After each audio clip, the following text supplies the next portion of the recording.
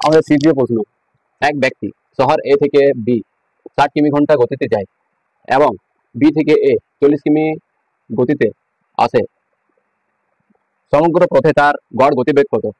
বলা হয়েছে শহর এ থেকে বি যায় 60 কিমি/ঘন্টায় এবং বি থেকে এতে আসে 40 কিমি/ঘন্টা, হলে তার গড় গতিবেগ কত? এই জন্য একটা ফর্মুলা আছে যেটা মনে রাখবে, 2 গুণিত ওয়াই গুণিত এক্স ভাজিত এক্স প্লাস ওয়াই, তাই 2 গুণিত 60 গুণিত 40 কে 60 প্লাস 40 দিয়ে ভাগ দেবে।